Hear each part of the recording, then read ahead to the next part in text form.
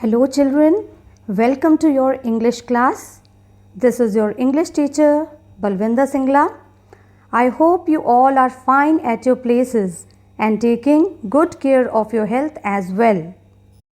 Children, you all know that there are 5 main seasons, namely spring, summer, monsoon, autumn and winter. Which one is your favorite? Okay, let me guess. Yes, most of you might be liking monsoon, which is also known as rainy season.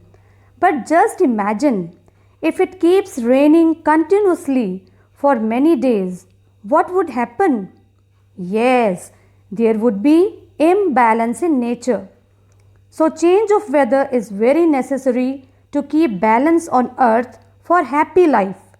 And our today's topic is also related to the celebration of life.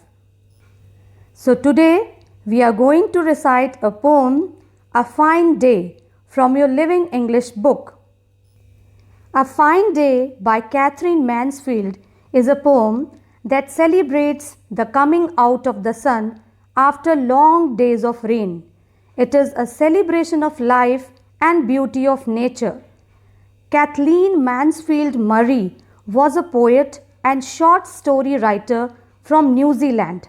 She wrote under the pen name Katherine Mansfield. Some of her famous poems are The Sea Child, Sea Song and The Meeting. Let us first recite the poem.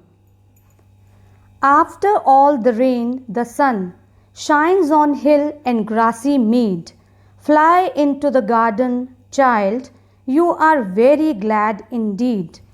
For the days have been so dull, oh, so special, dark and rare, that you told me Mr. Sun has forgotten we live here.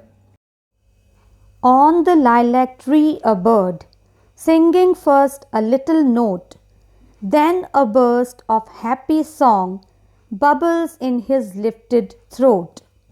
Oh, the sun, the comfy sun, this the song that you must sing.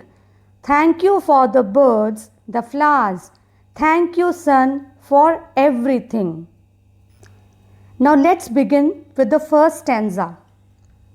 After all the rain, the sun shines on hill and grassy mead. Fly into the garden, child, you are very glad indeed. In the first stanza, the poet says that after many days of rain, the sun is shining on the hills and grassy mead. It means the grassy field. The poet asks the child to go out into the garden as it is a beautiful day and the child must be feeling happy. Now, let's read out the second stanza. For the days have been so dull, oh, so special, dark and rare, that you told me Mr. Sun has forgotten we live here. In second stanza, the poet says that the days had been so special, dark and rare, means so depressing and dull due to rains. So the child remarked to the poet that Mr. Sun had forgotten that they lived there. Now let us see the third stanza.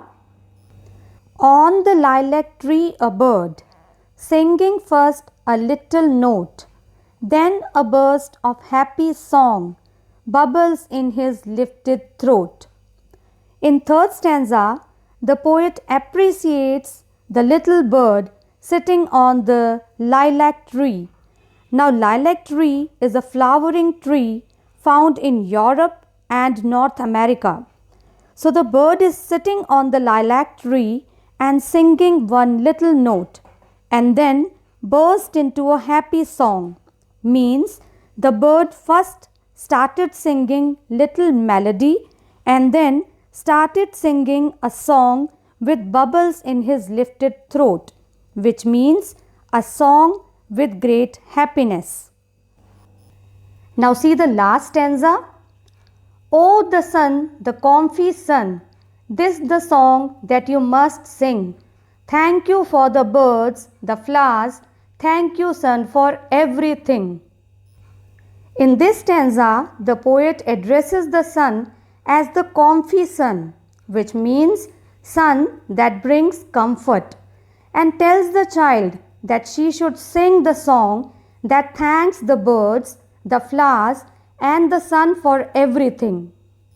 So, children, the central theme of the poem is the celebration of life at the appearance of the sun after long dreary rains.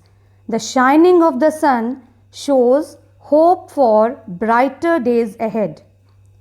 And you might have noticed certain rhyming words in the poem.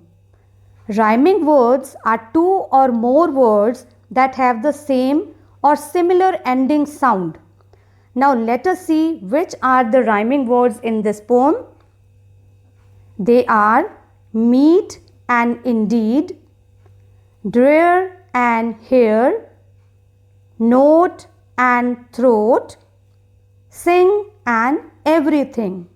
So children, I hope you all have understood the idea behind the poem and liked it as well. Now you should recite this poem yourself also. We will meet in our next class with another interesting topic. Till then, take care and bye-bye.